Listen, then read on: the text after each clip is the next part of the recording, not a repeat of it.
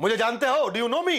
जी साहब। सैम मानिकशॉ नहीं बोल पाया, बोला अचानक मुझे निकला सैम बहादुर साहब। तो ये मुझे मुस्कुराए सैम बहादुर, उनको उसकी इनोसेंस बहुत अच्छी लगी। आज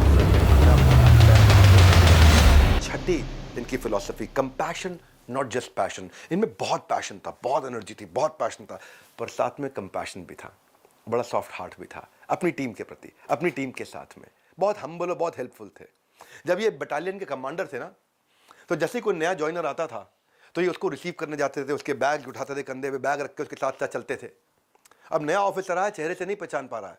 उन दिनों इतना कोई सोशल मीडिया थोड़ी होता था कि फोटो वायरल हो रही है और देख पहचान रहे हैं वहां पे है जी। आजकल तो किसी की भी फोटो वायरल हो जाती है, वीडियो वायरल हो जाते हैं। तो एक नया ऑफिसर आया, ये उनके बैग लेकर के उनके साथ साथ चल रहे, खूब गपिया रहे, बात कर रहे हैं उनसे, बढ़िया से आ रहे हैं उनके साथ में।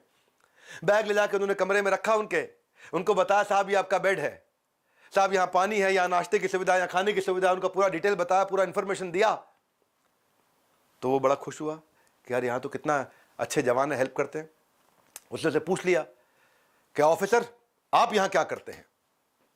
तो सैम ने उनकी आंखों में देखा और बोले मैं नए ऑफिसर जो आते हैं उनकी मदद करता हूँ, उनकी सेवा करता हूँ स्पेयर टाइम में, खाली टाइम में, अदरवाइज मैं इस बटालियन को कमांड करता हूँ।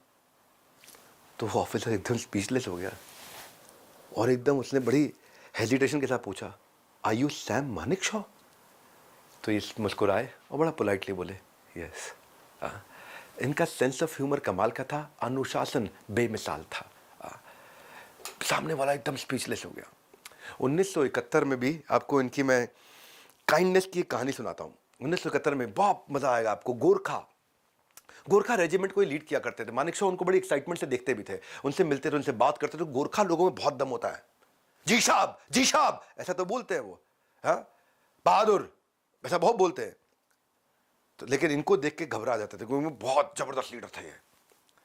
तो सैम जब वहां से निकले तो उन्हें गोरखा दिखा, बहुत जूनियर ऑफिसर था, बहुत जूनियर। उनसे बोला गोरखा से बोले मुझे जानते हो? डू यू नो मी? तो गोरखा बोला जी साहब। बोला मेरा नाम क्या हो? व्हाट इज माय नेम, मेरा क्या नाम है? तो वो बेचारा घबरा गया और उनका नाम बड़ा लंबा सा डिफिकल्ट था, मिक्स फीलिंग थी, एक्साइटमेंट भी था और नर्वस भी बहुत हो रहा था। तो सैम मानिकशॉ नहीं बोल पाया, बोला अचानक मुझे निकला सैम बहादुर साहब। तो ये मुझे मुस्कुराए सैम बहादुर, उनको उसकी इनोसेंस बहुत अच्छी लगी, इतनी प्यारी लगी इनोसेंस कि सैम मानिकशॉ ने बड़े अच्छे से मुस्कुराया, उसको गले लगाया और गले लगा करके उसने बोला सैम मानिकशॉ ने कि आज से मैं अपना नाम सैम बहादुर ही रखूंगा।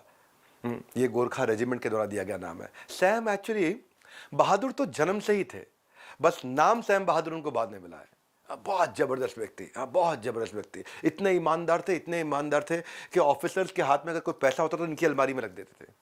कई बार ऐसा होता था कि सूबेदार को अपनी जमीन बेचकर कैश तो कैश मिला तो इनकी अलमारी में रख देते थे, इनकी बीवी उसका ध्यान रखती थी। सैम मानिकशॉ को आगे चल के जो है उतना सम्मान नहीं मिला, कारण इनका बड़बोलापन। और एक बात मजाक में बोल दी थी जिसको लेके कांग्रेस के कई लीडर्स और हमारे भारत के कई लीडर्स और आर्मी के लीडर्स बहुत बुरा मान गए थे। बोली बात मजाक में थी। एक बार एक रिपोर्टर ने उनसे पूछा था क्या पाकिस्तान ने आपको इनवाइट किया था उनकी आर्मी लीड करने के लिए, लेकिन आप भारत में रुक गए, अगर आप पाकिस्तान चले जाते तो क्या होता? तो उन्होंने बोला पाकिस्तान में अगर मैं चले जाता तो पाकिस्तान सारे युद्ध जीत जाता।